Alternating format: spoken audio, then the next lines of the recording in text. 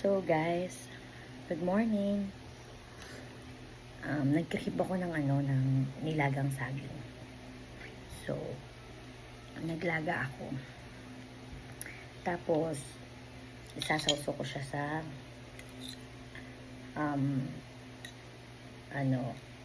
bagoong na isda na may labuyo. Tuwan ko ba, ang tagal ko nang kinikrib nito eh.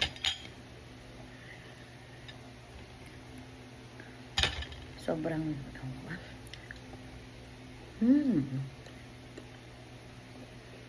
sobrang sarap.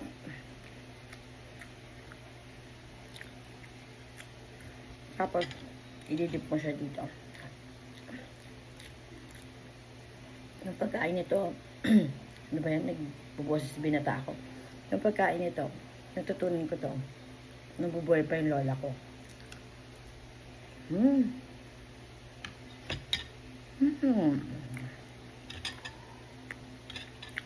Sobrang sarap.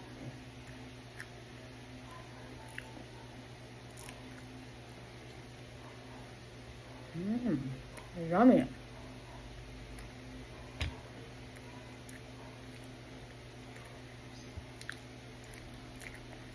Ito talagang kinikrave ko ngayon.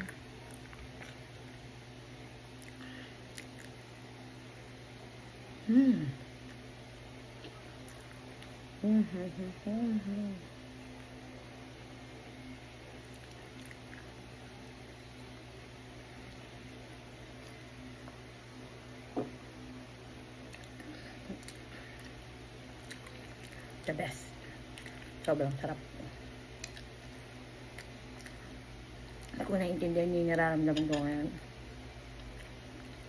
Alam niyo, minsan may mga times na napagdadaanan tayo sa buhay. Pero daanan lang natin. Kasi nasabi to.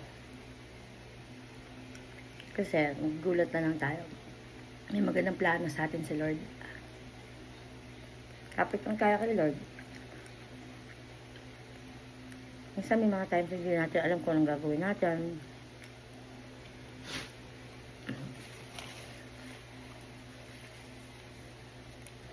Pray lang tayo.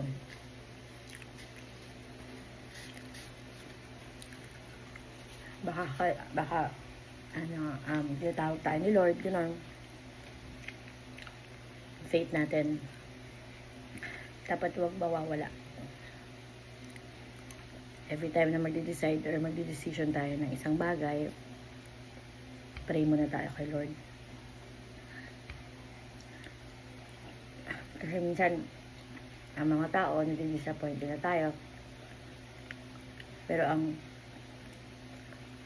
hindi lang makaka-disappoint sa atin and maka-fulfill ng nararamdaman natin. Moka ang ingay. Si Lord. Sarap. Isa na lang na ugol ko. Kaya yun pa.